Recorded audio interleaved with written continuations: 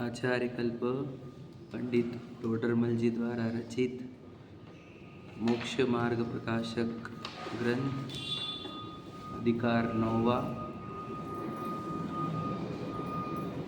मोक्ष मार्ग का स्वरूप।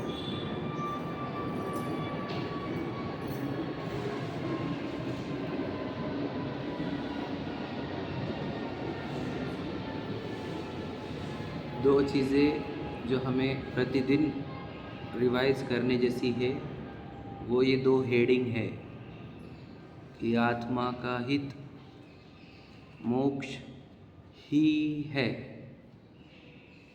और दूसरा पुरुषार्थ से ही मोक्ष की प्राप्ति होती है। बस ये दो चीज़ें अगर हम रिवाइज कर लें ना प्रतिदिन सुबह तो हमारा बहुत स्पष्ट हो जाए चिंतन, है ना, कि आत्मा का हित मोक्ष ही है और मोक्ष की प्राप्ति पुरुषार्थ से ही होती है।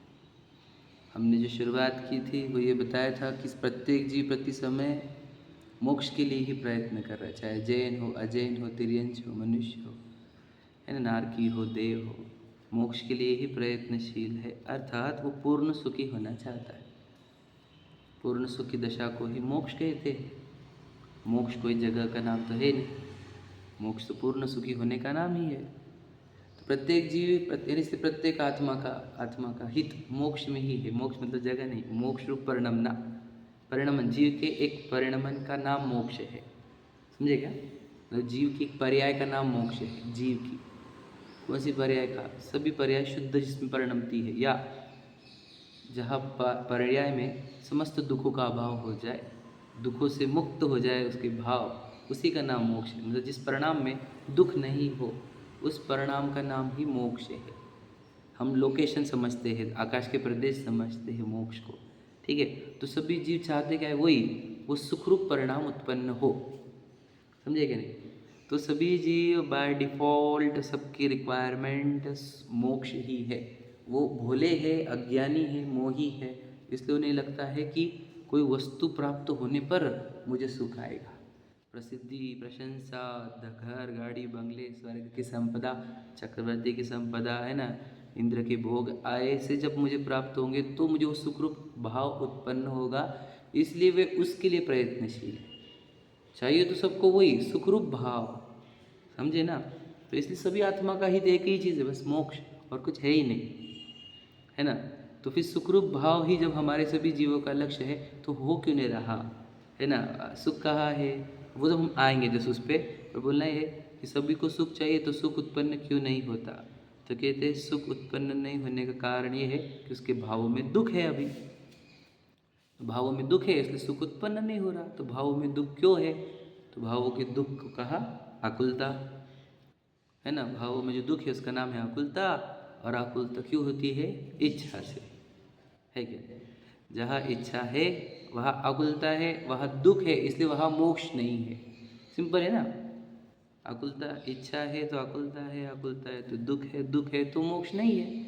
तो मोक्ष का मार्ग क्या होगा फिर बताओ? दुख दूर होना, आकुलता दूर होना, इच्छा दूर होना, बस इतना ही तो मोक्ष मार्ग। इतना सरल है और कुछ है ही नहीं इससे अधिक, है कि नहीं। तो जहाँ इच्छा का अभाव होते जाता है वहाँ दुख का अभाव होते हुए मोक्ष का मार्ग होता है। जहाँ पूर्ण इच्छाओं का अभाव होता है वहाँ दुख का पूर्णतः अभाव होता है, वही मोक्ष होता है। समझ रहे? मोक्ष का दूसरा नाम मोह क्षय ही कहा जाता है। तब मोह का अर्थ कौन सा? दर्शन मुनि भी और चारित्र मुनि। दर्शन मुनि और चारित्र मुनि का क्षय जब मोक्ष है ऐसा जब कह रहे तो दर्शन मुनि और चारित्र मुनि को शॉर्ट में अगर बोले तो इच्छा। दर्शन मुनि इच्छा का उगम स्थान और चारित्र मुनि इच्छाएं। समझे क्या नहीं? ऐसे ही मैंने इच्छा का क्षय होना यही मोक्ष है और कुछ मोक्ष नहीं, है ना। समझ रहे? तो मोक्ष क्या है? जहाँ इच्छा हमारी नष्ट हो, क्योंकि इच्छा से दुखी है हम। इच्छा के ही दो नाम हमने बताए, राग और द्वेष। ये इच्छा के ही दो नाम है, ठीक है। तो जो बोलते वीतरागी का अर्थ ही समझना, बोलो वीत इच्छा। वीतरागी का अर्थ यही समझना जिसकी इच्छाएं बीत गई, नष्ट हो गई है, समझे कि नहीं? क्योंकि 10वें गुण स्थान में जो सूक्ष्म दोष रहता है वो क्या है? वो लोभ, जो कहा, मतलब कि इच्छा है कौन सी? मोक्ष की। अब समझे कि नहीं? तो जब तक मोक्ष की भी इच्छा है तब तक वो 10वें तक रहता है, विचार करो। मतलब जिनकी इच्छा बीती उसी को बार बार क्षीण मोह कहा जाता है, समझ रहे? और फिर 13वें में केवल ज्ञानी हो जाता है बची। तो अर्थात क्या बोलो, वीतरागी का अर्थ क्या? जिनकी इच्छा बीत गई, जिनकी इच्छा नष्ट हो गई, उनको हम पूछते हैं। बराबर समझ में आ गया? तो मोक्ष और मोक्ष मार्ग क्या है, स्पष्टता होने पर हम आगे बढ़ सकते हैं। तो मोक्ष क्या है? पूर्ण सुखरूप भाव। कब होगा? जब दुखरूप भावों का अभाव होगा। दुखरूप भाव कौन से है? राग द्वेष, जिसको इच्छा भी कहते हैं। इच्छाओं का जब अभाव होगा तब दुख का अभाव होगा, तो मोक्ष होगा। तो इच्छा का अभाव करना ये हमारा जीवन का लक्ष्य है, समझे कि नहीं? तो फिर अब जो चैप्टर चल रहा है हमारा वो क्या है कि पुरुषार्थ से मोक्ष की प्राप्ति। ठीक है, तो पुरुषार्थ अर्थात क्या, ऐसा प्रश्न है। बोलो पुरुषार्थ अर्थात क्या? कल शुरुआत बताई थी अपन ने, है ना? पूछ रहे हैं वो, समझ लीजिए उनके प्रश्न पहले हम क्लियर कर लेते हैं। प्रश्न ये है कि भाई जब काल लब्धि आएगा तब मोक्ष होगा, तब मोक्ष होगा, होनहार होगी तब मोक्ष होगा, है ना? पहला ये। या फिर जब कर्मों का उपशम क्षयोपशम होगा तब मोक्ष होगा, कि पुरुषार्थ करने पर होगा। ऐसा 4 चीज़ें उन्होंने खड़ी करी है, जिस 3 ग्रुप में काल लब्धि और होनहार को पहला ग्रुप रखा, पुरुषार्थ को दूसरा ग्रुप रखा, और काल कर्मों के क्षयोपशम को यानी कर्मों को निमित्त को तीसरा ग्रुप। बराबर। स्वभाव को क्यों नहीं रखा? तो स्वभाव के बारे में डाउट ही नहीं है। स्वभाव के बारे में पूछते हुए कल बताई थी मैंने जो बात, वो इम्पोर्टेंट, कि स्वभाव क्यों, 5 समय में स्वभाव क्यों चाहिए, है ना? 4 ही बस हो जाते थे। तो याद रखना आपको चाहिए क्या। देखो हमारे को जो भी ये समवाय क्या के लिए होते हैं, कार्य की उपयोगी सामग्री, ऐसा बोला जाता है ना एक अपेक्षा से। तो समवाय कोई भी कार्य चाहिए तो हमारे को कौन सा कार्य चाहिए? सुखरूप। हमारे को चाहिए क्या? मोक्ष। मोक्ष क्या है? सुखरूप भाव। तो ये सुखरूप भाव कौन से द्रव्य में होगा, ये पहचानने के लिए स्वभाव होता है। स्वभाव क्या रहता है? तुम्हारा कार्य कौन सा चाहिए, तो पहले उस वस्तु में जाओ जहाँ पर ये भाव उत्पन्न हो सकता है, तो उस वस्तु के पास जाना ही स्वभाव होता है। लेकिन हमने बताया था कि सुखरूप हमारे को वस्तु चाहिए, भाव चाहिए, और हम वस्तु कौन से पास जा रहे हैं? पुद्गल के पास, जिसमें से पुद्गल नाम की वस्तु में स्वभाव ही नहीं है सुखरूप होने का, इसलिए कोई जीव आज तक सुखी नहीं हुआ। मतलब पहले ही मिस्टेक कर देता है स्वभाव वाली, ये किस में से उत्पन्न होगा, पहले ये तो क्लियरिटी कर लेते है कि नहीं, कौन से वस्तु में से सुखरूप नाम का भाव उत्पन्न होगा, है कि नहीं? तो वो तो जीव नाम की वस्तु से स्वभाव के पास जाना होगा, पहला कार्य है ना? तो स्वभाव पहला, फिर बचे अब 4। इन 4 में से अब हमारे को सुखरूप भाव उत्पन्न करने हैं, है ना? तो किससे? जब काल लग जाएंगे तब सुख आएगा, जब होने का होगा सुख तब आएगा, कि जब कर्म हमारे पीछे छोड़ेंगे तब वो सुख आएगा, कि जब हम पुरुषार्थ करेंगे तब सुख आएगा। ये 4 प्रश्न खड़े करने पर तो टोडरमल जी कहते कि नहीं, फिर प्रश्नकर्ता ने पूछा था कि अगर पुरुषार्थ से ही बात कर, पुरुषार्थ से ही मोक्ष होता है तो उपदेश तो सब सुनते हैं, समझे कि नहीं? फिर कोई कार्य कर सकता है, कोई नहीं कर सकता, ऐसा क्यों? ठीक है, तो ये प्रश्न हुआ। अब जवाब में हम उत्तर में जो पढ़े थे हम लोग वो पढ़ेंगे वापस से। उत्तर में आने से पहले ये 2 चीज़ें याद सुनो, ध्यान सुना। वस्तु स्वरूप में उपदेश को कोई स्कोप नहीं है। वस्तु स्वरूप में 6 द्रव्य के परिणमन में उपदेश को कोई स्कोप नहीं है, अर्थात कि उपदेश से कुछ चेंज होता होगा ऐसा कंसेप्ट ही नहीं है, याद रखना। वस्तु स्वरूप में उपदेश का कोई लेना देना ही नहीं है। फिर भी समझ रहे कि नहीं, जब भी किसी के कल्याण होंगे तो उनमें कोई ना कोई निमित्त बन जाते उपदेश के, समझे कि नहीं? तीर्थंकर की वाणी हो गई, जिन वाणी हो गई, है ना? साक्षात वाणी को मुनिराज की वाणी हो गई तो वो देशना लब्धि में पकड़ लेते हैं हम, समझे कि नहीं? तो उपदेश दिया जाता है यदि कहीं से भी, तो किसका उपदेश दिया जाता है? पुरुषार्थ का। उपदेश हमेशा दिया जाएगा तो पुरुषार्थ का ही, याद रखना। काल लब्धि का उपदेश नहीं दिया जाता, होनहार का उपदेश नहीं दिया जाता, और ना निमित्त के उपदेश दिए जाते, समझे कि नहीं? कल बताई थी बात, तीर्थंकरों के समूह शरण में उपदेश दिया तो किसकी प्रेरणा दी होगी बता, तो वही पुरुषार्थ की प्रेरणा दी जाती। तो उपदेश प्रेरणा के पोषक होते हैं, या समझ रहे कि नहीं? उपदेश पुरुषार्थ के पोषक होते हैं, अर्थात पुरुषार्थ की प्रेरणा देते हैं। आप समझे? मतलब उपदेश का डायरेक्ट कनेक्शन पुरुषार्थ की प्रेरणा से होना चाहिए, बराबर है? तो तब उपदेश को हम कहेंगे कि ये उपदेश के निमित्त से हमारा कार्य हुआ, क्योंकि उपदेश ने प्रेरणा दिखाई कि पुरुषार्थ, और हमने पुरुषार्थ किया तो हमारा हित हुआ। आप समझ रहे कि नहीं? तो उपदेश हमेशा देने चाहिए तो कहे कि पुरुषार्थ के, ठीक है? तो पुरुषार्थ क्या, थोड़ा सा कल अपन ने पढ़ा था, उसके आगे पढ़ेंगे अपन। पहले जो 2-3 लाइन है पढ़ लेंगे स्टार्ट की, है ना? कि जो हमने कल पढ़ा था उसमें से ही पढ़ते हैं। कुछ पढ़ लिए थे, फिर भी आगे बढ़ना है तो थोड़ा पढ़ ले। समाधान, एक कार्य होने में अनेक कारण मिलते हैं। हमने बताया ना, यहाँ पे अनेक लिखे उन्होंने, मैं तो बोला अनंत है, क्योंकि पूरी सीक्वेंस है पूरी। सो मोक्ष का उपाय बनता है वहाँ पूर्वोक्त तीनों ही कारण मिलते हैं। जब भी मोक्ष होगा तो 3 कारण जो है, 3 ग्रुप है, वे सब मिलेंगे, है ना? और नहीं बनता वहाँ पे तीनों भी नहीं मिलेंगे। समझे कि नहीं? ये बात याद रखना इंपॉर्टेंट। जहाँ नहीं होता वहाँ पे तीनों भी नहीं है, इसका अर्थ कि अगर हम बहुत पुरुषार्थ कर रहे तब भी नहीं हो रहा, ऐसी बात ही नहीं है। कल मैंने सिद्ध किया था, पुरुषार्थ है तो 3 भी साथ में होने चाहिए। समझे कि नहीं? याद रखना, कभी ऐसा होगा नहीं कि पुरुषार्थ तो है लेकिन बाकी की चीज़ साथ में नहीं आ रही, ऐसा कभी होता नहीं। क्या कह रहे, समझे कि नहीं? ये ग्रुप अकेला रहता ही नहीं, कभी भी साथ में रहते ही है, समवाय। समझे कि नहीं? हमेशा स्वभाव भी रहेगा, वहाँ पे पुरुषार्थ भी रहेगा, निमित्त भी रहेगा, काल लब्धि और होना, ये साथ में ही चलते हैं कभी भी, ये कभी अकेले चलते ही नहीं। इसमें से कभी ऐसा होगा नहीं कि काल लब्धि आ रही और पुरुषार्थ ही नहीं कर रहा हूँ, ऐसा कभी नहीं होगा। समझे कि नहीं? पुरुषार्थ कर रहा हूँ, काल लब्धि नहीं आ रही, ये आप वस्तु स्वरूप को नहीं समझ रहे, इसलिए बातें कर रहे हो। समझे क्या कह रहा हूँ मैं? पुरुषार्थ हो रहा होगा तो अभी काल लब्धि और होना ही चाहिए, किसके नहीं हो रहा है? रूल याद रखना, ऐसा कभी नहीं होगा कि पुरुषार्थ भी है और काल लब्धि और होनहार नहीं है, ये कभी नहीं होगा। समझे कि नहीं? और निमित्त भी साथ नहीं दे रहे, ऐसा कभी नहीं होगा। रूल याद रखना, जहाँ पुरुषार्थ है वहाँ पे तीनों ग्रुप आएंगे ही। समझे कि नहीं? रूल है ये सब। तो कह रहे जहाँ कार्य होगा वहाँ पे सब चारों मिलेंगे, ऐसे लिखा ना? तीनों मिले क्या? तीनों मिलेंगे। और जहाँ नहीं होता वहाँ पे तीनों भी नहीं है, तीनों भी। तो हम गड़बड़ क्या करते हैं, बोला ना, गलती क्या होती है, मतलब हम पुरुषार्थ तो पूरा कर रहे लेकिन कर्म ही हमारे को छोड़ रहे नहीं, कालिश नहीं आया हमारा। तो तू गड़बड़ समझ, तू अभी तक पुरुषार्थ नहीं समझा, इसलिए तू ये बातें कर रहा है कि नहीं? सीधी सीधी बात है। हमने पुरुषार्थ किया होता तो काल लब्धि और होनहार नहीं आता क्या?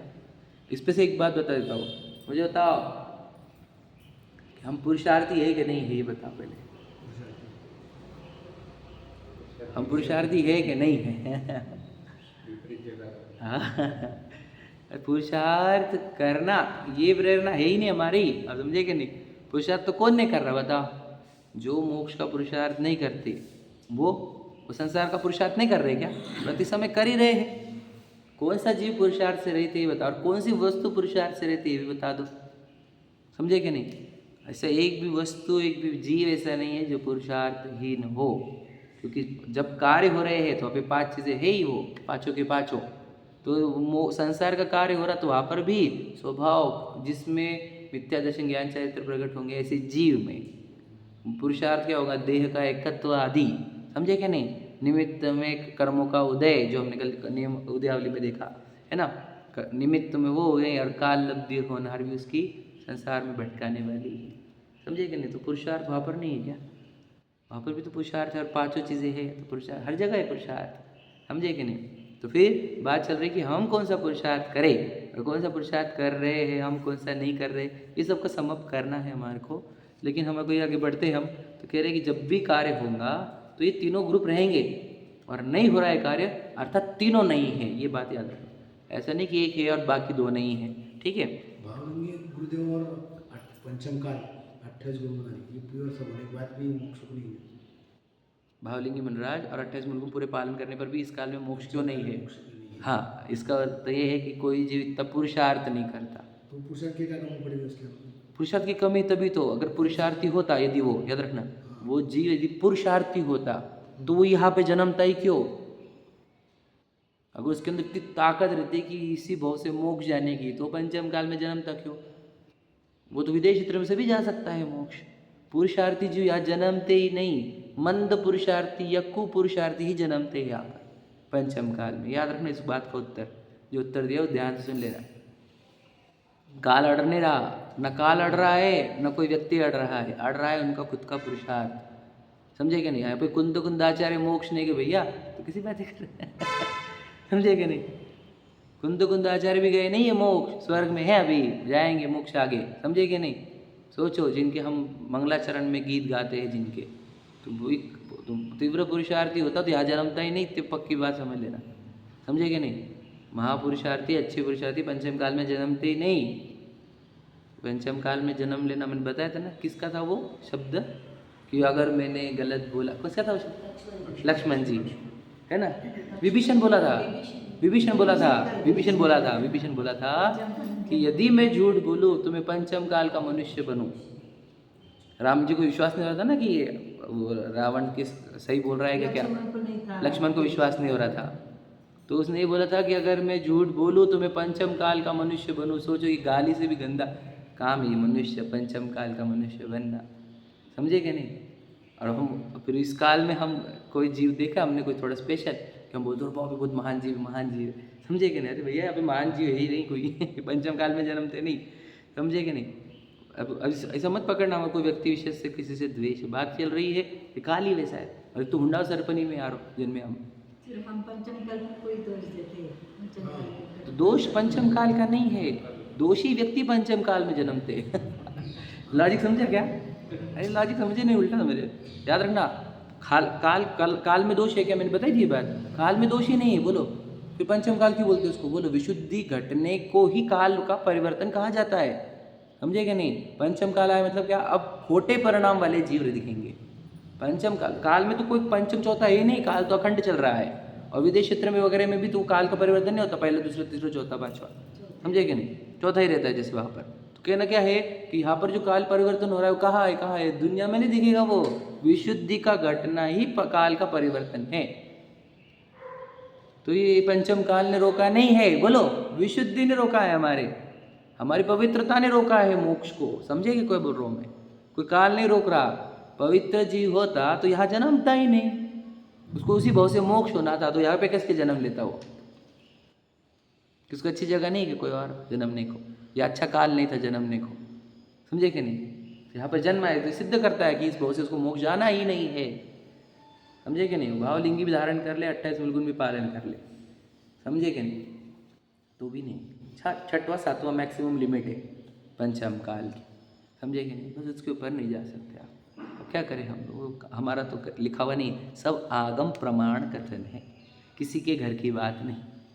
ये इन्होंने बोला उन्होंने बोला नहीं, शास्त्र बोलते हैं वो बात बोल रहे। समझे कि नहीं? कुछ गलत बोले तो हम तो रिकॉर्ड भी बोलते हैं, ऑन रिकॉर्ड। कुछ भी गलत बोलते कभी चेक कर लो, है ना? तो चतुर्थ काल कंपलसरी नहीं है, विशुद्धि कंपलसरी। बिल्कुल सही बात है, विशुद्ध जीव चौथे काल में। ऐसे जरूर नहीं चौथे काल में जन्मने वाले भी सातवें नरक में जाते। याद रखना, सातवें नरक जाने वाले भी चतुर्थ काल किस रहते, पंचम काल में सातवें नरक भी जाता नहीं चाहिए इतना नहीं, वहाँ पर भी याद रखना वो काल ही ऐसा है, वहाँ पे बहुत तीव्र पुरुषार्थी जीव उत्पन्न होते, तो वहाँ से सातवें नरक वाले भी वहाँ पे जन्मते चौथे काल में। और हम हमारे जैसे सातवें नरक में भी जा नहीं सकते क्योंकि उतना हमारा उतने पुरुषार्थी भी नहीं गलत काम करने में। तो यहाँ पे याद रखना, ये तो मंद जीवों का ही काम है पंचम काल, है ना? वो जो पुरुषार्थी रहते वो तो चतुर्थ काल में जन्म लेते है ना। अच्छा, काल का जो दोष है उसकी वजह से भी हुआ कि तीर्थंकर यहाँ जन्म नहीं हुए या वहाँ से मोक्ष। हाँ, फिर तो काल एक ऐसा काल का दोष क्यों पाया? आप समझ लीजिए ऐसे इवेंट होते हैं इसलिए उसका नाम हुंडावसर्पणी है, हमेशा याद रखना। समझे क्या नहीं? इवेंट गलत हुए इसके लिए हुंडावसर्पणी नाम है उसका, है ना? हुंडावसर्पणी है इसलिए इवेंट गलत हुए, ये भी कहने की पद्धति है। वो इतना ही लग गया वहाँ पर। आप समझो, देखो दुनिया क्या बोल रही है, मैं आपको बताया ना। देखो जैसे जिस टाइप से अपन स्पष्टता कर रहे हैं, अपन क्या बोल रहे हैं कि विशुद्धि घटना वो पंचम काल है, पर दुनिया ये नहीं समझती। उनको लगता पंचम काल है इसलिए मोक्ष नहीं हो रहा। लोगों को ये निमित्त उपादान वाली बात नहीं समझ में आती है। ठीक है, समझिएगा क्या कह रहा हूँ मैं? उपादान से हमारे अंदर की ही पवित्रता घटी है, इसलिए काल के ऊपर आरोप आया है कि काल खराब है। काल कहाँ खराब था? काल तो बराबर परिणमन करने का कार्य कर रहा है। का भाव हमारे खराब है, समझ रहे क्या? तो इसलिए हमेशा याद रखना उपादान और निमित्त की बात। तो जनरली काल, जैसे पंचम काल को बुरा कहा गया तो एकाई की भाषा हो गई, निमित्त की भाषा हुई। वैसे हुंडावसर्पणी को कहा गया वो भी निमित्त की भाषा हुई। समझे क्या नहीं? भाषा निमित्त की यूज़ होती है, दुनिया में तो व्यवहार यूज़ होता है ना ज़्यादा करके, निश्चय समझ कौन पाता है। ये तो हम पढ़ रहे हैं कि उपादान की योग्यता समझ रहे हैं, तब हम बोल पा रहे हैं कि भैया हमारे अंदर दिक्कत है ना, कोई वस्तु कोई काल खराब नहीं है। ठीक है, बढ़े आगे। तो पुरुषार्थ से मोक्ष की प्राप्ति हो रही है। हम बात कर रहे थे, पुरुषार्थ की बात कर रहे थे कि जब कार्य होगा, पुरुषार्थ होगा, तो वापिस सब तीनों एक साथ मिलेंगे, है ना। और नहीं हो रहा है कार्य, इसका अर्थ तीनों भी नहीं मिले हैं, ये बात है। पूर्वोक्त 3 कारण कहे, उनमें काल, लब्धि व होनहार तो कोई वस्तु नहीं है, ये बता दिया कल हमने, है ना। वो पर्याय का ही 3 नाम है ना, एक ही पर्याय के 3 नाम है। सो वो पुरुषार्थ भी, काल, लब्धि भी और होनहार भी, है ना। तो वो दोनों जब उसी के नाम, तो उसको साइड में कर दो, है ना। एक ही पर्याय के 3 नाम थे वो। जिस काल में कार्य बनता है वही काल लब्धि है, और जो कार्य हुआ वही होनहार है। ठीक है, एक एंगल से। तथा जो कर्म के उपशमादिक है वह पुद्गल की शक्ति है, उसका आत्मा करता हरता नहीं है। समझे कि नहीं। कर्म में उदय हो, उपशम हो, क्षय हो, क्षय उपशम हो, वो सब कर्म करते रहते, उसमें हमारा कोई योगदान नहीं। सिर्फ समझ रहे कि नहीं। कल एग्जाम्पल भी दिया था, वो एग्जाम्पल वापस रिपीट करना पड़ेगा। तथा पुरुषार्थ से उद्यम करते हैं, सो यह आत्मा का कार्य है, इसलिए आत्मा को पुरुषार्थ से उद्यम करने का उपदेश देते हैं। ठीक है, एग्जाम्पल जो दिया था वापस रिवाइज कर लेते हैं। कोई व्यक्ति है जिसको प्रसंग ऐसा बना कि किसी ने आके गाली दी या मारा, तो इस व्यक्ति के अंदर क्रोध उत्पन्न हुआ। तो ये क्रोध किसने उत्पन्न करा, तो वहाँ पे उदयावली में देखें तो उदयावली में चारित्र मुनि का उदय दिखा हमारे को, बराबर है। चारित्र मुनि में अनंतानुबंधी कर्म का उदय दिखा हमारे को, समझ रहे हैं, अनंतानुबंधी वाले का। तो किसने क्रोध कराया, किसने क्रोध कराया, तो चारित्र मुनि कर्म ने क्रोध कराया, ऐसा कहा जाता है। ये निमित्त की भाषा है। क्रोध हुआ क्यों है, बोलो, पुरुषार्थ की कमी या विपरीत पुरुषार्थ से। समझे कि नहीं। अब देखो अब दोनों भी बात बोला सकते हैं हम, पुरुषार्थ की कमी भी बोल सकते हैं, विपरीत पुरुषार्थ, दोनों को सिद्ध करते हैं। देखो पुरुषार्थ की कमी कौन सी, मोक्ष मार्ग का पुरुषार्थ कम था या नहीं था। और फिर विपरीत पुरुषार्थ कैसे सिद्ध करेंगे, देखो वहाँ पर उसने जो मारा है या गाली दी है, ये वैसे तो गाली और वो मारना, मेरे पे तो कुछ हुआ ही नहीं है, मैं चेतन सत्ता भिन्न देह से। ठीक है, अब वो गाली भी मुझे लगी नहीं, वो मारना भी मुझे लगा नहीं। वस्तु स्वरूप का जो चिंतन करता है, उस समय अगर वो वस्तु स्वरूप का उसके अंदर चिंतन होता या विश्वास होता या ज्ञान होता, समझे कि नहीं, वस्तु स्वरूप का ज्ञान होता, विश्वास होता, चिंतन होता, तो वहाँ पर उसको क्रोध नहीं उत्पन्न होता। जैसे मुनिराज की केस देखी हमने, सेम रखा मुनिराज को भी किसी ने आके गाली दी या उपसर्ग कर दिया, जलती हुई सेकड़ी भी रख दी, तो उनके वस्तु स्वरूप का विचार भी है, चिंतन निर्णय भी है, विश्वास भी है, ज्ञान भी है, तो उनको वहाँ पर क्रोध उत्पन्न नहीं होता। और इसको क्रोध उत्पन्न हो रहा है, तो इसका अर्थ क्या, मुनिराज मोक्ष मार्ग वाला पुरुषार्थ कर रहे हैं, इसलिए उन्हें क्रोध उत्पन्न नहीं होता। उदयावली में चारित्र मुनि उदय दे ही नहीं सकता, क्योंकि वे अंदर वस्तु स्वरूप का चिंतन कर रहे हैं या वस्तु स्वरूप का विश्वास लेकर बैठे हुए हैं, श्रद्धान लेकर बैठे हुए, समझे कि नहीं समझे। और इसको क्यों नहीं, इसको क्रोध क्यों उत्पन्न हुआ इस जीव को, संसारी जीव को, तो बता, इसने पुरुषार्थ किया ही नहीं है। कौन था, वस्तु स्वरूप के विचार वाला, समझे कि नहीं, मोक्ष मार्ग का पुरुषार्थ नहीं किया। और फिर पुरुषार्थ कर रहा है, बोलो कौन सा, मोह का, देह के एकत्व का, समझे कि नहीं, देह मैं हूँ इस बात का, इसका बार बार बोलो, इसका श्रद्धान किया है, इसका ज्ञान किया है, इसी चिंतन में दिन भर रहता है। इसके कारण इसको उस देह के गाली देने के प्रसंग में या मारने के प्रसंग में तीव्र क्रोध उत्पन्न होता है। लॉजिक समझ में आया क्या। उदय का हम उसका जुड़ान कर देते हैं, हमने सोचा है ऐसे जुड़ान का अर्थ क्या, what do you mean by जुड़ान, समझ लो। जैसा उदय आ रहा है ना, आप समझे नहीं, वापस समझना, उसकी स्पष्टता करो। जुड़ान शब्द बराबर है, लेकिन उसकी स्पष्टता चाहिए हमारे को। जुड़ान इज इक्वल टू क्या, मतलब हम, हाँ बिल्कुल सही है, वो बता रहे, देखो देह में लग जाना, यही जुड़ान होता है और कुछ नहीं, समझे कि नहीं। अब देह में हूँ क्या, देखो देह में नहीं हूँ, ऐसा हमारे को क्या चाहिए, श्रद्धान, ज्ञान और चिंतन चले तो अच्छी बात है, समझे कि नहीं। अब देखो मुनराज को चिंतन भी यही है, इसलिए उनको क्रोध नहीं हुआ। कोई सम्य दृष्टि लाओ, बीच में क्राइटेरिया खड़े करो, एक तो मिथ्या दृष्टि है, इधर मुनराज है, सम्य दृष्टि खड़े करो। सम्य दृष्टि को क्रोध आएगा कि नहीं आएगा, याद रखना, बोलो आएगा कि नहीं आएगा। सम्यक दृष्टि को क्रोध आ सकता है, अप्रत्याख्यान वर्णी वाला, समझे कि। क्यों, बोलो क्यों, क्योंकि उसका आत्मचिंतन छूटा था, समझे कि नहीं समझे। आत्मचिंतन छूटा तो थोड़ा क्रोध आ गया, तुरंत आत्मचिंतन आया, क्रोध गायब। यही तो अंतर होता है अभिसम्यक दृष्टि, समझे क्या कह रहा हूँ मैं। तो ये सम्यक दृष्टि का हो सकता है, क्रोध आ सकता है उसका, लेकिन तुरंत गायब हो जाएगा। हमने क्या कहा, उसकी जितनी आत्मस्थिरता है उसके अनुसार, किसी का 48 मिनट में, जैसे मुनराज का 48 मिनट के अंदर हो जाएगा समझ लीजिए, उसका 15 दिन में या 6 महीने के अंदर सॉल्व हो जाएगा मैटर, समझे कि नहीं। तो कहना क्या चाह रहे हम कि स्थिर तो हमारे को चाहिए क्या, क्रोध ना आए। तो क्रोध एग्जाम्पल हुआ, तो वैसे अहंकार होगा, छल कपट होंगे, लोभ होगा, हस्तिरति हरति नौकशाय वाली, ठीक है, राग द्वेष, या शॉर्ट में इच्छा। तो इस जीव को इच्छा उत्पन्न हो गई थी, बराबर है, जो उसने क्रोध मारा तो मैं इसको मारूंगा, मैं भी छोड़ूंगा नहीं इसको, यानी इसने ऐसे कैसे किया, इसको बदला लूँगा, इसको बुरा हो जाए, इसका गलत हो जाए, है ना, इसको भी दंड मिले कर्मों के। तो इसके ये इच्छा रूप परिणमित हो गया, तो ये बहुत दुखी हो गया। ये इच्छा रूप परिणमित नहीं हुए, इसलिए दुखी नहीं हुए। इच्छा की जगह राग द्वेष रूप परिणमित हो गया, ये राग द्वेष रूप परिणमित नहीं हुए।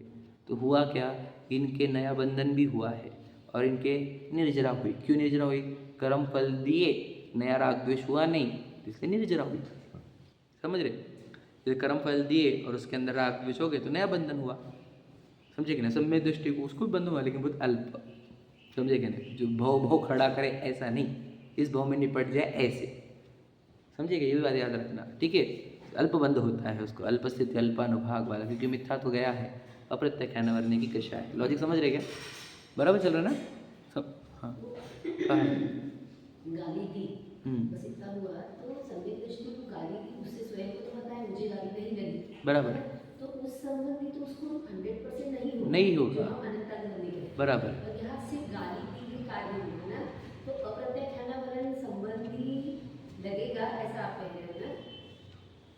हाँ थोड़ा, मुख्यतः हमने अनंतानुबंधी की है ना, तो इसलिए हम कहते हैं कि उसे बंधन हुआ ही नहीं। हाँ अनंत संसार जो कहा आपने, बिल्कुल, उस अपेक्षा तो हुआ ही नहीं, और मुनिराज का तो 100% है ही नहीं, है ही नहीं, संचलन मात्र है, तो जुड़े ही उस संबंध नहीं में। नहीं, सम्यक दृष्टि को भी समझना कि हुआ ही नहीं है उसको, क्योंकि कार्य इतना सा था, बराबर। गाली दी बस, और वो गाली अपने को लगी ऐसा मानता ही नहीं है, हाँ। बिल्कुल नहीं। बराबर, मतलब वो चाह रहे हैं कि सम्यक दृष्टि को ऐसा बोलो कि नहीं हुआ, कुछ नहीं है वैसे। हाँ वैल्यू नहीं, सम्यक तो हो गया, मतलब वो बात हाँ मिनिमाइज्ड है वो, पर मैं आगम कथन के एंगल से बोल रहा हूँ। अप्रत्यख्यान कहा आपने, हाँ, आगम कथन के अनुसार हम ये स्वीकार लेंगे कि सम्यक दृष्टि को भी ना हो तो फिर आगे के गुणस्थान की वैल्यू बचेगी नहीं, तो इसलिए वो भी कह देना पड़ता है कि नहीं। तो वो इस अपेक्षा से कहा था, लेकिन वो बात भी सही, आचार्य कुंद कहते कि सम्यक दृष्टि को तो बंद होता ही नहीं, होता ही नहीं, वो तो शायद वो भोग करे दुनिया भर के, तो भी बोलते निर्जरा छोड़ी उसको, तो वो अपेक्षा है, कथन की अपेक्षा है ना। और वो भी सही पूरी तरीके से, और गजब की है, वो ही सबसे गजब की शैली है, समझे क्या, कि वो दिख रहा है आपको, तो इसको क्रोध भी दिखेगा सम्यक दृष्टि को, आचार्य कुंद कह रहे हैं इसकी निर्जरा हो रही, अब बहुत गजब की शैली है वो, क्योंकि क्या बोलते हैं उसको, नगण्य, समझे क्या, गिनने में भी नहीं गिना जा सकता उसको, इतना कम हो रहा है बंधन उसको, है ना।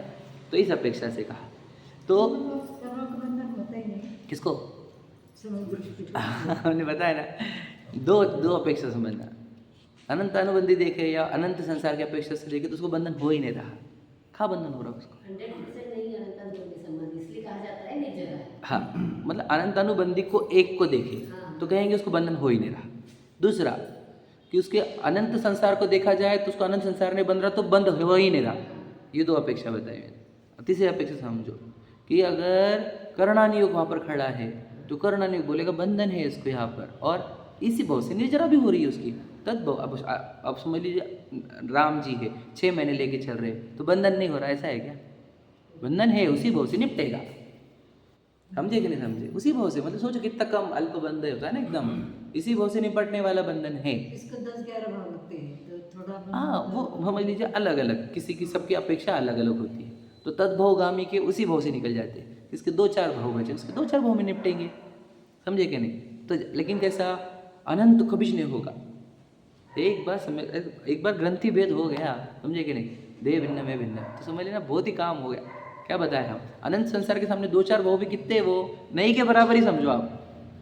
क्या है वो, क्या वैल्यू उसमें, और वो भी पूरा रोलर कोस्टर है, सब सामने सीनरी जाते रहेंगी और आप लोग को दिखते रहेगा, क्या फर्क पड़ेगा उसके अंदर भी, है कि नहीं? हमारे को तो बस आनंद आते रहेगा, वो सीनरी बदलती रहेंगी इधर की, है कि नहीं?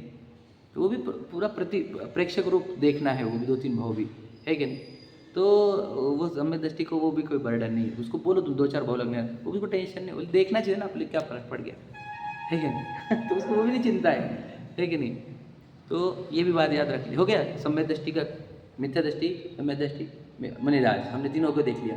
तो पुरुषार्थ, अब देखो यहाँ पे पुरुषार्थ हीनता है या विपरीत पुरुषार्थ होने से दुख है, यहाँ पे मध्यम पुरुषार्थ है इसलिए सुख है, तो मध्यम सुख है। यहाँ पे पूर्ण पुरुषार्थ है इसलिए पूर्ण सुख है। समझ रहे, ये अपेक्षा समझ गए आपको। तो खेल पूरा क्या का है, पुरुषार्थ का। तो अब हम हमारे इस सब से हमारे क्या लेना देना, तो भैया आपको सुखी होना है क्या, तो आपको पुरुषार्थ करना होगा। अगर सुखी नहीं होना है तो विपरीत पुरुषार्थ करके आप दुखी होंगे ही। याद रखना, आप पुरुषार्थ तो कर ही रहे हो, यदि आप सुखी होने का पुरुषार्थ नहीं कर रहे हो तो आप बाय डिफॉल्ट दुखी होने का पुरुषार्थ कर ही रहे हो। ये बात याद रखना, बहुत गजब की बात है। क्या कहा, तुम सुखी होने का पुरुषार्थ मत करो, चलो ठीक है। और याद रखना, दुखी होने का पुरुषार्थ नहीं करो तो भी चलेगा, हमारे को तो भी चलेगा समझ गए। दुखी होने का पुरुषार्थ भी मत करो और सुखी होने का पुरुषार्थ भी मत करो तो भी चलेगा हमारे को। लेकिन तुम सुखी होने का पुरुषार्थ नहीं कर रहे और दुखी होने का पुरुषार्थ कर रहे तो ये बिल्कुल नहीं चलेगा।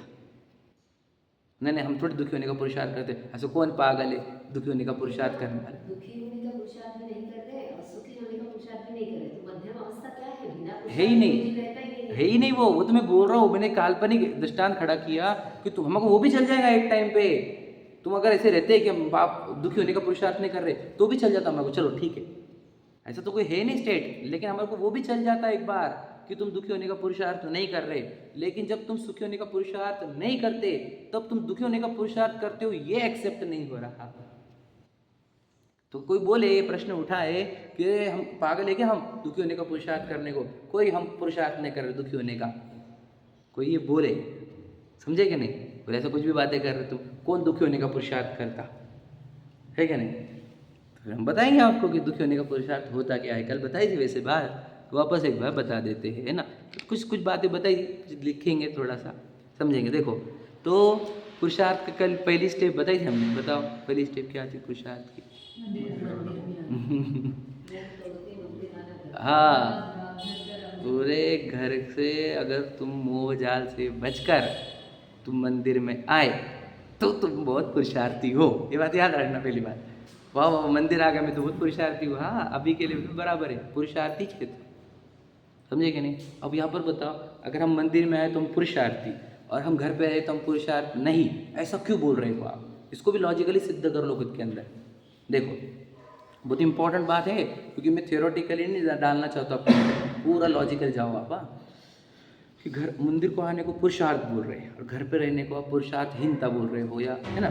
तो ये कैसे सिद्ध होगा, ये बात सिद्ध कैसे होगी, इसको सिद्ध करते देखो। तो देखो, आपको क्या बताऊँ मैं, बहुत कुछ बोला जा सकता है, जितना मुझसे होगा बताता हूँ। देखो, पूरी दुनिया बोलती है कि मंदिर में शांति मिलती है, हाँ या नहीं। जैन अजैन सब, हाँ या नहीं, है कि नहीं। दुनिया बोलती है ये, मैं तो छोड़ दो, जैनिज्म को छोड़ दो, तुम दुनिया बोलती है ये। समझ में आ गया एक बात। दूसरी बात, ठीक है, इस पे से दूसरी बात निकाल लो कि घर मंदिर में शांति, तो घर में क्या होगी, अशांति। आप समझ रहे कि नहीं। तो अशांति से जब मंदिर में आके शांति मिल रही है, इसका अर्थ घर पे अशांति है। ये बात सिद्ध होती कि नहीं होती, सिद्ध हो रही है कि नहीं। घर पे गन है कि नहीं तुम्हारे को, क्यों जाते तुम आउटिंग को, क्यों जाते तुम छुट्टियां मार के बाहर, हाँ, क्यों चाहिए तुम्हारे को फार्म हाउस, क्यों चाहिए तुम्हारे को, है कि नहीं, संडेज क्यों चाहिए बताओ। तुम घर में खुश थे तो बाहर जाते क्यों तुम, ये बताओ। तो कहना क्या है, देखो ध्यान से लेना, घर में रहना ये दुखी होने का पुरुषार्थ है। क्यों, वहाँ पे तुम बन जाते हो देह के मालिक, घर के मालिक, पति बन जाते हो, पत्नी बन जाते हो, है ना। फिर सबके कर्ता बन जाते हो, समझे क्या नहीं। फिर अनंत विकल्पों से, इच्छाओं से, राग द्वेष से ग्रासित होते हो, अनंत इच्छाओं से ग्रासित होते हो, तो वो हो गया दुखी होने का पुरुषार्थ, समझे क्या नहीं। और अगर तुम मंदिर आए तो तुमने दुखी होने का पुरुषार्थ बंद किया और सुखी होने का पुरुषार्थ प्रारंभ किया। कैसे, कि जब तुम मंदिर घर का छोड़कर मंदिर आते हो, घर के पूरे विकल्प इच्छा छोड़ी तुमने, तुम जब घर से निकले तभी तुमने घर की बहुत सारी इच्छा छोड़ी है। तो बोलते हैं लोग, घर से निकला पैर पहला कदम भी तुम्हारे को पुण्य बांधता है, वो लॉजिक दिया था ना लोगों ने पहले, याद है क्या। मैं बेसिक वाली बातें भी क्लियर करना चाहता हूँ आपके साथ, कि तुम्हारा पैर टर्न हुआ मंदिर की तरफ, वहाँ से तुम्हारा चालू हो गया, समझे क्या नहीं, पुरुषार्थ। देखो मैं कितना बेसिक में पुरुषार्थ बता रहा हूँ आपको, जबकि मोक्ष वाला पुरुषार्थ तो हमारे को बताने को बहुत टाइम है, लेकिन पुरुषार्थ तो क्लैरिटी हो जाए हमारे अंदर। चेयर थोड़ी देर टर्न करनी पड़ेगी, है ना। थोड़ी भगवान जी रिपीट हो जाओ ना, थोड़ा अट न कर लो, थोड़ा सा अट, हाँ बस बस ठीक है ना, हाँ ठीक है। तो समझे, हाँ बस वही। देखो क्या कहा कि एक टर्न किया तुमने तुम्हारा पैर घर से जगह मंदिर की ओर, तो तुमने घर के जो काम थे तुम्हारे, जो भोग थे वो छोड़े ना, उतनी इच्छा छूटी ना तुम्हारी। 10 मिनट के लिए निकले तुम, 10 मिनट के लिए तुमने छोड़े ना, इतना तुमने पुरुषार्थ किया, समझे कि नहीं। और फिर तुम मंदिर आए, यहाँ पे निश्चय ही किया तुमने, समझे कि नहीं। तो तुमने और इच्छा छोड़ी बहुत सारी। तुम भी चाहते हो कि मंदिर के अंदर हमारी कोई इच्छा ना रहे, हमारे अच्छे से दर्शन हो। तो निश्चय में भी तुमने बहुत इच्छा छोड़ी, और हमने तुम्हारे को दर्शन करने को किसके बुलाया है, बोलो, जो इच्छा से रही थे, समझे कि नहीं। और फिर क्या हो गया, इनकी इच्छा से रहित होकर हम भी जब इच्छा रहित होने की भावना बात देता हूँ, और कितनी इच्छा खत्म हुई बताओ। तो इतनी इच्छा खत्म होने पर इतना दुख खत्म हुआ, इतना दुख खत्म हुआ, इतना सुख हुआ, इतना सुख हुआ, इतना पुरुषार्थ हुआ, सुखी होने का पुरुषार्थ, समझे कि नहीं। अब समझा दो, ध्यान से लेना। तो पुरुषार्थ है क्या, क्या है पुरुषार्थ बताओ। हमने पहले बताया मोक्ष क्या था, इच्छा का अभाव करना मोक्ष है। तो पुरुषार्थ क्या है, इच्छा का अभाव करना पुरुषार्थ है। एक ही पुरुषार्थ है बस, वन एंड ओनली। हम लगता है मंदिर जाना पुरुषार्थ है, पूजा करना पुरुषार्थ है, तुम समझा ही नहीं। मंदिर जिसके लिए जाया जाता है वो पुरुषार्थ है। आप समझेंगे क्या कह रहा हूँ मैं। पुरुषार्थ एक ही होता है, सिंगल, इच्छा का अभाव करना सब पुरुषार्थ है, एक ही, दूसरा है ही नहीं पुरुषार्थ। तो मंदिर आना भी वही पुरुषार्थ था, और दीक्षा लेना भी वही पुरुषार्थ था, जंगलों में जाना भी वही पुरुषार्थ, एक ही पुरुषार्थ है, इच्छा का अभाव। द वन एंड ओनली पुरुषार्थ इज इच्छा का अभाव। समझे क्या कह रहा हूँ मैं, समझ रहे लॉजिक। मतलब बहुत सारे स्टेप्स नहीं है, वन ही स्टेप, ओनली वन। ये जिससे इच्छा कम होती चले वो काम करते चलो, समझे क्या नहीं। तो शुरुआत में तो हमने आपको बताया, घर से तो मंदिर आया ना, तो बहुत सारी इच्छा कम है, तो मंदिर में निश्चय करते हुए आया तो बहुत इच्छा कम हुई। इच्छा से रहित जीव के तूने नमस्कार किया, वंदन किया, प्रदक्षिणा ली, आदि आदि, समझे कि नहीं। वीतरागी कहा उनको, सर्वज्ञ कहा, समस्त परिग्रह से रहित उनको देखा, समझे कि नहीं समझे। तो तुझे इतने अच्छे दर्शन हुए, तो तुझे जो अच्छा लगा, तो ये अच्छा कहाँ से लगा है, भगवान जी ने दिया क्या कुछ, भगवान जी ने कुछ नहीं दिया, तो इतनी इच्छा तोड़ कर आए, तुझे इसलिए अच्छा लगा है यहाँ पर। फिर यहाँ पर भी याद रखना, अच्छा उसको ही लगता है जिसने इच्छा का अभाव किया। ये बात भी ध्यान सुनना, जो यहाँ के आकर भी इच्छा ही करता है उसको देखो तुम अच्छा लगता ही नहीं, समझे क्या। इसलिए हम बोलते हैं मंदिर में आके कुछ मांगो मत, क्यों, तुम्हारे को अच्छा फील होना बंद हो जाएगा, समझे क्या नहीं। यहाँ पर आके तुझे जो शांति मिलनी चाहिए थी वो मिलेगी ही नहीं, क्यों, क्योंकि तू इच्छा से ग्रासित वहां पर भी था, मंदिर में आके भी इच्छा से ग्रासित हो रहा है, तुझे अच्छा फील होगा ही नहीं मंदिर में आकर। समझेगा क्या कह रहा हूँ मैं, लॉजिक समझना। क्यों मंदिर में मांगने को मना करते हो, मांगने को मना क्यों करते हो, यही तो लॉजिक था। तो यहाँ पर भी मांगेगा तो यहाँ पे इच्छा अंदर लेकर आएगा, तो तेरा दुख नहीं दूर होगा, है कि नहीं। तो फिर वो जिन्होंने सब इच्छा छोड़ी उनसे तू इच्छा ही कर रहा है कि मुझे ये दे दो, मैं छत्र चढ़ाऊंगा चवर चढ़ाऊंगा, चांदी का सिंहासन चढ़ाऊंगा, अरे तू इच्छा वापस इच्छा लेकर ही आ गया है, अब तुझे शांति नहीं मिलेगी, समझेगा भैया। तो तुझे पुरुषार्थ क्या करना है, यहाँ पर आकर पूरी इच्छा दूर हो जाए, ऐसी भावना भाव किनके सामने, जिन्होंने सभी इच्छाओं का अभाव किया उनसे। तो ये हमको समझता ही नहीं, भगवान जी क्या बता रहे, कुछ नहीं बता रहे, इच्छा का अभाव क्या रहता है, इच्छा क्या रहती। तो भैया तुझे फिर एक काम करना होगा, है ना। तो ये दर्शन के अंदर पूजन भी इंक्लूड करना, याद रखना, पूजन को भी ले रहा हूँ दर्शन के अंदर ही। तो पूजन करने से भी इच्छा का अभाव था। हाँ 2 घंटे तो यहाँ बैठा, 2 घंटे देखो घर से मुक्त किया हमने, तेरी इतनी इच्छा रोकी है हमने, समझे, पहली बात। दूसरा, अभी पूजन में भी तो इच्छा करेगा तो दुखी होगा तुझे। और फिर पूजन अच्छी हुई कब कहा जाता है, जब इच्छा सताई नहीं और भगवान जी के गुण स्मरण हुए तो अच्छी पूजा कही गई। और इच्छा सताई गई, समझे लीजिए, पूजा के बीच में, तो पूजा में ध्यान नहीं लगा, मन नहीं लगा, ये बोला जाता है ना, वो यही तो होता है, इच्छा सताती रहती बीच में। लॉजिक समझ रहे क्या कह रहा हूँ मैं। तो पूजा, हाँ पूजन कब कही जाएंगे, जब इच्छा खत्म हो गई, याद नहीं आई और भगवान जी के गुण स्मरण हो गए, समझे क्या नहीं। वीतरागी गुण स्मरण हो गए, इच्छा रहित गुण स्मरण हो गए, है ना, कांक्षा रहित गुण स्मरण हो गए, तो समझ लेना हमारे अंदर तब भावना पवित्र हुई, हमारी भी इच्छा घटी और हमारे अंदर आनंद आया, समझे क्या नहीं। तो पूजन भी उसमें इंक्लूड करना। फिर भी हमारे को भगवान जी के मूल सिद्धांत समझ में नहीं आएंगे पूजन में, है कि नहीं। तो हमने जैसे तो अपने मंदिर आए, यहाँ तक पुरुषार्थ हुआ कि तुम पूजन को बैठे कुछ देर, जितने देर तुम बैठे उतने देर तुम पुरुषार्थी है। प्रक्षाल देखा पुरुषार्थी, तुम प्रक्षाल के लिए वस्त्र चेंज करके प्रक्षाल किया और पुरुषार्थी, आप समझ लीजिए इसे पुरुषार्थ के स्टेजेस है, ठीक है। तो तुमने पूरी प्रोसीजर करी मंदिर वाली। अब स्वाध्याय के लिए अगर आप देव दर्शन की विधि में लिखा है कि आधा घंटा आपको स्वाध्याय करना है, तो पढ़ेंगे तो सही भगवान जी क्या बोलते हैं, क्योंकि पूरे जैनिज्म का मूल चीज़ अगर कुछ है तो ये जिनवानी है पूरे जैनिज्म, क्योंकि समोशरण की रचना होती है तीर्थंकर की, और वो जो उपदेश देते हैं उसको कोडिंग यहाँ पर करके रखा है। पूरे मूल जैनिज्म की मूल बात तो जिनवानी ही है। फिर जिनवानी पढ़ने के लिए अगर आप प्रयत्नशील हुए तो आप पुरुषार्थी है, समझेंगे ना। आप बैठे जिनवानी पढ़ने को, समझेंगे, पढ़ना और सुनना, इसके लिए अगर आप बैठे तो आप पुरुषार्थी हो। क्योंकि क्या होता है, आप देखो ध्यान सुनना, पढ़ने और सुनने में तो इतनी इच्छा का वो होना चाहिए, क्योंकि अगर ज़्यादा इच्छा चली तो तुमको 2 लाइन भी समझती नहीं समझे क्या नहीं, एक लाइन में तुमको 10-10, 20-20 बार पढ़नी पड़ती है, बराबर है क्या नहीं, समझ में आपको। देखा आपने कभी, अगर मेरे अंदर गन गन गन गन घूम रहे, तुम्हें पढ़ता हो लेकिन वो आगे बढ़ती भी नहीं गाड़ी, और पढ़ गई भी गाड़ी आगे, तो क्या पढ़ा क्या नहीं पढ़ा। तो एक लाइन पढ़ने के लिए लाखों करोड़ों इच्छा गायब करनी पड़ती है। इतनी लाखों करोड़ों इच्छा गायब करने का और दूसरा कौन सा उपाय है बताओ मुझे आप।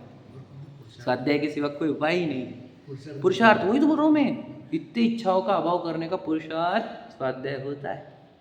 कौन समझता है इन बातों को। देखो बजरे धन दम दम दम नाच रहे धुंधन, तो क्या समझ रहा है किसको कितनी इच्छा हो रही है, क्या हो रही है, कौन देख रहा है, क्या कर रहा है, अपनी इच्छा के अनुसार वो भाग रहे, डांस धड़ धड़ धड़। अब किसी को इच्छा का अभाव, इच्छा की पूर्ति किसको समझती नहीं। स्वाध्याय में समझ में आता है इच्छा क्या है, बैठोगे तो पता चलेगा तुम्हें। वो स्टेबल माइंड वाले ही पढ़ सकते, सुन सकते, समझ रहे क्या नहीं। जो इच्छा से ग्रास से तो भाग जाते हैं ऐसे, लॉजिक समझना। ज़्यादा इच्छा तो आते ही नहीं, बोले क्या बोर होता वहाँ पर, समझ रहे हैं लॉजिक। तो यहाँ पर तुम बैठना बहुत पुरुषार्थ का कार्य है, क्योंकि इसमें बहुत सारी इच्छा नष्ट हुई तुम्हारी, बहुत सारी नहीं हुई। क्या तुम्हें बताओ, अभी तुम कितने विकल्प आ रहे हैं यहाँ पर बैठे बैठे, घर के, ना मोबाइल का टेंशन है, ना दुकान का, ना कुछ, कितने ध्यान से सुन पा रहे हो, समझ पा रहे हो। तो ये पुरुषार्थ नहीं है ये। और पुरुषार्थ क्या बताया मैंने, इच्छा जिसमें अभाव हो रही है वही पुरुषार्थ होता है। और क्या है लॉजिक, समझ रहे हैं आप। दूसरा तो कोई पुरुषार्थ ही नहीं होता। तो अभी आप जितने विकल्पों से बचे, है ना, जितने चिंताओं से बचे, जितने भय से बचे, है ना, कर्तृत्व से बचे, उतना आपका पुरुषार्थ। जो आप सुनेंगे उतना, समझेंगे नहीं। सुनना और पढ़ने में ज़्यादा क्या, दोनों में इक्वली पकड़ना। आप मेरे को ऐसा विभाजन नहीं करना है। अच्छा तो दोनों भी है। पूजा सुनने की एक अलग इम्पोर्टेंस है, क्योंकि आप एकदम सरल भाषा में समझ जाते हो। पढ़ने की अलग विशेषता है, उसमें आप एकांत में अपने हिसाब से प्लस माइनस कर सकते हो। दोनों की अपनी एक विशेषता है। जो पढ़ने में अच्छे से क्लियरिटी नहीं कर पाता है उसने सुनना चाहिए, और जिसका विशेष अध्ययन हो सकता है, अच्छा है, उसने पढ़ना चाहिए। तो ये दोनों भी सेम है, हम इसको डिवीजन नहीं करेंगे कि पढ़ना चाहिए ना सुनना चाहिए। मैं दोनों को इक्वल इम्पोर्टेंट समझता हूँ, समझेंगे। मुझे तुम बोलोगे कि पढ़ने को ज़्यादा वैल्यू दो, मैं वो भी नहीं दूंगा, क्योंकि 2 कान सुनने के लिए ही है समझेगा नहीं। सुनने को भी उतना महत्व है। जिनवानी को तो श्रवण श्रुति कहा गया है। श्रुत मतलब सुनना, तो सुनने को भी बहुत महत्व है, ऐसा नहीं पढ़ने को ही है, ठीक है। तो सुनाने वाला भी वो चाहिए जिसने पढ़ा हो पढ़ने वाली सुनाए, ये भी याद रखना, मन की सुनाए वो नहीं, ठीक है। और पढ़कर सुनाए, ये भी इम्पोर्टेंट है, ठीक। चलो, तो कहना है कि सुनने के लिए आपको बहुत इच्छा का अभाव होता है, तो इसलिए ये भी बहुत बड़ा पुरुषार्थ है, समझ लीजिए। अब हम तो बहुत पुरुषार्थी हो गए। तो याद रखो, सुख मिला क्या पूरा, अभी भी इच्छा का, तो अभी भी इच्छा जनरेट हो जाती है। कब पता, जब तो सुनते ना तब तो बहुत अच्छा लगता, कॉमन प्रॉब्लम है कि नहीं। यहाँ से गए कि सब भूल जाते, कॉमन प्रॉब्लम है कि नहीं। तो ये क्या हो रहा है एग्जैक्टली हमारे साथ, समझे क्या हम, क्यों यहाँ से गए इच्छा का वापस महासागर जनरेट है, समझेगे। वापस इच्छा के महासागर में छलांग मारोगे तुम, तो वापस तुम्हारी विशुद्धि पूरी घट जाती है। कल मैं एक भैया से बात कर रहा था, जबलपुर वाले भैया, हमारे अभिषेक भैया से। तो बोले यार मैंने मोबाइल बहुत यूज़ कम कर दिया। तो लॉजिक बहुत अच्छे दिए, बोले पूरी विशुद्धि को खा लेता, बोले 1 मिनट में, वो 1 सेकंड में पूरी विशुद्धि खा लेता, बोले वो बहुत अच्छा शब्द लगा मुझे वो, जैसे आपको भी बोल दिया मैंने। मोबाइल बोले तो 1 सेकंड में विशुद्धि खा लेने वाला पदार्थ, समझे क्या नहीं। और फिर वो जो पत्नी बच्चे, वो भी विशुद्धि खाने वाले पदार्थ है, समझे क्या नहीं। वो गाड़ी बंगले, वो व्यापार, वो समझ रहे, वो सोशल मीडिया, ये सब विशुद्धि को खा लेने वाले पदार्थ है। तो हम यहाँ से गए, बात हमारे को तुरंत ऐसे शीतलता से अग्नि में गए जैसे फील होता क्या नहीं, घर पे गए बाद। तो ये कहाँ से अग्नि आई है बताओ, इच्छाओं से, तो फिर अब बोल रहे हैं हम आपको, फिर आपको अगर ये अभी भी इच्छा अगर आपको तक तड़पा रही है, अग्नि आपको गरम कर रही है इच्छाओं की, तो आपको आगे के पुरुषार्थ करने पड़ेंगे कि आगे के पुरुषार्थ क्या है। तो आपने जो पढ़ा सुना उसका दिन भर आपको चिंतन करना होगा। आप ही चिंतन में रहोगे तो आप पुरुषार्थी हो। आप इसको आज के बाद डायरेक्ट कल रिवाइज करोगे तो आपको दिन भर इच्छा तड़ पाएगी आपको, समझे कि नहीं। आप दिन भर इसके चिंतन में रहो, चिंतन में रहो, लिखो पढ़ो सुनो, समझे कि नहीं। जितना आपको करते आएगा उतना, क्योंकि आप जितना दूर जाओगे इच्छा आपको सताएगी, तड़ पाएगी, समझ रहे। फिर ये पुरुषार्थ हो, फिर बाद में इसका निर्णय करो, परीक्षा करो, निर्णय करो। निर्णय करने के बाद बोलो इसका श्रद्धान करो, श्रद्धान करने के बाद इसका बोलो इसके अनुसार जो श्रद्धान किया है उसके अनुसार चर्या करो, और जो चर्या करी है उसमें पूर्ण समर्पण दो। यही पुरुषार्थ के स्तर है, समझे कि नहीं। तो पुरुषार्थ के जितने आप पुरुषार्थ बढ़ाओगे उतनी इच्छा घटकर उतना सुख मिलेगा। अब बोलोगे नहीं हमारे से इतना होता, तो बेटा तू इतने सुख में सेटिस्फाई रहते, तू बोल मत मुझे और सुख चाहिए, तू पुरुषार्थ में पूरी देने रहा हमारे को और सुख पूरा चाह रहा है, तो बेटा देखो मिलेगा नहीं। 10 रुपये देकर 100 रुपये की चीज़ नहीं मिलती, समझे कि नहीं। 100 रुपये की चीज़ चाहिए तो 100 रुपये दे। तुझे अगर सुख चाहिए तो पुरुषार्थ उतना दे हमारे को, समझे कि नहीं। सीधी बात है, खुद के अंदर उतना पुरुषार्थ करो, यानी क्या करो, इच्छा खत्म करो अपनी आए और तो सुखी हो जाओ। तू बोल रहा है नहीं मुझसे और नहीं होगी, तो बेटा तू ये भी बोल रहा है कि मैं इससे ज़्यादा सुखी नहीं हो सकता, मुझे इतना दुखी बने रहने दो। क्यों तुम पीछे पड़ गए हमारे, हम तुम्हारे नहीं, तुम्हारी इच्छाओं के पीछे पड़े, समझे कि नहीं। बच्चों को क्यों टोकते, हम उसकी इच्छाओं को टोकते, समझे कि नहीं। साधर्मी को क्यों टोकते हो, इच्छाओं को टोक रहे हैं हम, समझे कि नहीं समझे।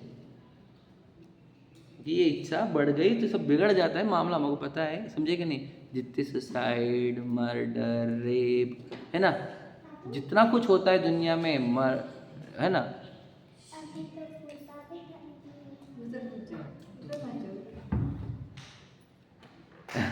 जितने भी दुनिया में गलत काम होते हैं वो काहे से होते हैं बताओ, इच्छाओं से ही होते हैं। हमने क्या कहा, जिस माँ बाप ने बच्चों को इच्छा जीतने की संस्कार नहीं दिए, वो तो बच्चा जितने सब कांड कर रहे दुनिया भर के। देखो जो चाहिए वो देंगे हम, जो चाहिए वो देंगे, भैया तुम उसकी इच्छा बढ़ा रहे हो। उसको तो जो चाहिए वो दो मत जानबूझकर, तो उसको आदत लग जाएगी कि नहीं मिलता आप लोगों को जो चाहिए वो, समझे कि नहीं। और यही बोलो कि बेटा ज़िंदगी में सब चीज़ें मिलती नहीं, ये तो हज़ारों बार बोलो उसको। जो अपने को चाहिए वो जनरली मिलता भी नहीं, यही बोलो उसको। इसलिए चाह बंद कर दो, ऐसे सिखाना चाहिए। बेटा एक मिनट, अरे टच करते एक मिनट, बैठना आपको, बैठो अच्छे से बोलो। जाना है स्कूल, जाना है कि सुनना है, सुनना है ना। देखो बोला बच्चे भी यही बोलते हैं, हम बिलाज भेजते उनको समझे क्या। तो कहना ये है कि हम बच्चों को, ये सभी को अपनी इच्छाओं के ऊपर नियंत्रण करना सिखाना होगा, यही पुरुषार्थ है, समझे कि नहीं। और फिर वो पुरुषार्थ के स्टेप्स ही वो है जो मंदिर आना है, प्रसाद पूजन करना है, स्वाध्याय करना है, तत्वचिंतन करना है, निर्णय करना है, प्रतिज्ञा।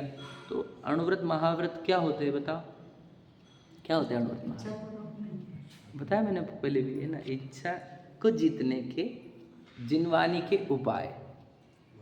तब क्या होता है, अनशन क्या था, अवमोदर्य क्या था, वृत्त परिसंख्यान क्या था, रस परित्याग क्या था, बताओ आप क्या है। तपश्चरण क्या है भैया, इच्छा को जीतने के उपाय, समझे कि नहीं समझे। अणुव्रत क्या है, महाव्रत क्या है, इच्छा को जीतने। तो ये समझे कितना है पुरुषार्थ, कितना सरल है, कठिन है मतलब समझना सरल तो है ना, समझना, करना तो आपके पुरुषार्थ के ऊपर ही निर्भर होगा, समझे कि नहीं। तो 2 लाइन पढ़ लेंगे अपन, फिर कंप्लीट कर लेते। देखो एक लाइन पढ़ता हूँ, वहाँ यह आत्मा जिस कारण से कार्य सिद्धि अवश्य हो उस कारण रूप उद्यम करे, वहाँ तो अन्य कारण मिलते ही मिलते हैं, समझे कि नहीं। मतलब कि अगर एक कारण मैंने जुटाया, समझे कि नहीं, और जिससे कार्य होता ही होता है वही मैंने कारण लाया, है ना, और उसका उपाय किया, तो बाकी के कारण अपने आप लेंगे, समझे कि नहीं। एकदम सिंपल बता रहा हूँ, समझ लीजिए एक रथ है, रथ, ठीक है, उसमें 3 घोड़े लगे हुए हैं, है कि नहीं, और एक ही घोड़ा मेरे कंट्रोल में है, समझे कि नहीं, बाकी 2 घोड़े मेरे कंट्रोल में। तो मैंने मेरे घोड़े को आगे ढकेलना ताकि वो 2 घोड़े अपने आप साथ में आ जाएंगे, समझे क्या, इतना सिंपल हो। तो हमारे पास काल लब्धि होनहार निमित्त ये सब घोड़े लगे हुए और चिपके हुए सब, मैं बताया ना, सब एक साथ चलते हुए। तो हमारे हाथ में कौन सा घोड़ा है, पुरुषार्थ का, तो वो उस घोड़े को आगे बढ़ा तो ये चारों अपने आप आ जाते हैं, ऐसा है वो, क्योंकि पुरुषार्थ आगे बढ़ा तो इनको आना ही पड़ता है। रूल याद रखना, क्योंकि आपको बताया मैंने, हर कार्य में 5 एक साथ रहते थे, एक भी आगे पीछे नहीं होता कि पहले पुरुषार्थ आ गया बाद में काल लब्धि आ रही, ऐसा कभी नहीं होता। हर एक कार्य में, चाहे आप संसार का पुरुषार्थ करो या आप मोक्ष का पुरुषार्थ करो, 5 साथ में। तो इसमें कंपलसरी वाला पुरुषार्थ को, कंपलसरी वाला या फिर हमारे हाथ में कौन सा संभव है, तो कहते पुरुषार्थ वाला। देखो वहाँ तो अन्य कारण मिलते ही मिलते हैं और कार्य की भी सिद्धि होती ही होती है, ठीक है, तथा जिस कारण से कार्य की सिद्धि हो अथवा नहीं भी हो, उस कारण रूप उद्यम करे, वहाँ अन्य कारण मिले तो कार्य सिद्धि होती है, ना मिले तो सिद्धि नहीं होती, समझे क्या नहीं। मतलब कि देव शास्त्र गुरु का मिलना, बोलो देव शास्त्र गुरु का मिलना, हम इसमें प्रयत्न करेंगे, देव शास्त्र गुरु के प्रयत्न करेंगे, समझे कि नहीं। तो देव शास्त्र गुरु के प्रयत्न में हमारे को मोक्ष होगा कि नहीं होगा, तो याद रखना यहाँ पर इस कार्य से मोक्ष हो भी सकता है, नहीं भी हो सकता है, ध्यान से लेना, समझे कि नहीं समझे। कुछ कारण ऐसे रहते हैं, जैसे निमित्त के अगर आप देखोगे, निमित्त की ओर जोर लगाओगे तो उससे कभी कार्य होते भी है किसी के नहीं भी होते। निमित्त में जोर नहीं लगता हमारा, और उसमें भी क्या है, गारंटी नहीं है, क्योंकि बहुत से लोगों को निमित्त है लेकिन कार्य नहीं होता हुआ देखा हमने, समझे कि नहीं। तो निमित्त की ओर नहीं मेहनत कर सकते हैं, तो किसकी ओर मेहनत कर सकते, जो लिखा है वो इम्पोर्टेंट है, क्या कि जब जिसके मिलाने पर कार्य होता ही होता हो वो कारण हमने मिलाना चाहिए, और जिसके मिलाने पर कार्य हो भी और नहीं भी हो उसका पीछा छोड़ दो, समझे कि नहीं। इसको समझाएंगे कल, एकदम सिंपल है, वैसे कोई कठिन नहीं है, एकदम ही सरल है कि सिंपल हमारे हाथ में क्या है, पुरुषार्थ, इतना ही है, उसमें और कुछ नहीं। आप पुरुषार्थ करो, हमें को बताओ इच्छा जीतने के लिए हमारे को कौन रोक रहा है आज।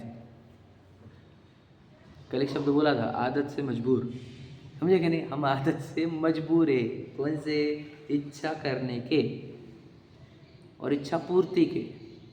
हमने आज तक दुश्मन कर्मों को, पति पत्नी को, बच्चों को, गरीबी को, इसको देखा, कभी हमने दुश्मन इच्छा को देखा ही नहीं, समझे कि नहीं। और एक ही बात बताई थी मैंने, परसों 2-4 दिन पहले बताई थी एक बात, कि सम्यक दृष्टि अर्थात जिसको इच्छा दुखरूप भाषित हो गई वो सम्यक दृष्टि, याद रखना। और फिर आगे के गुणस्थान, जिसने इच्छा का अभाव करने का प्रयत्न प्रारंभ कर दिया, और मिथ्या दृष्टि जिसको इच्छा सुखरूप लगती है, इतना सरल है वो, समझे कि नहीं। फिर मिथ्या दृष्टि इच्छा को अच्छा मानता है तो बढ़ाते जाता है, और सम्यक दृष्टि को इच्छा बुरी लगती है तो वो घटाते जाता है, समझे कि नहीं। तो सोचो हमारे को अभी क्लैरिटी नहीं हमारे अंदर कि मेरे अंदर एक्चुअल फॉल्ट क्या है, और फिर मैंने उसको दूर करने का उपाय करता हूँ भी हूँ क्या नहीं करता हूँ मैं, इतना ही समझना है ना। चलो बाकी चर्चा कल करें।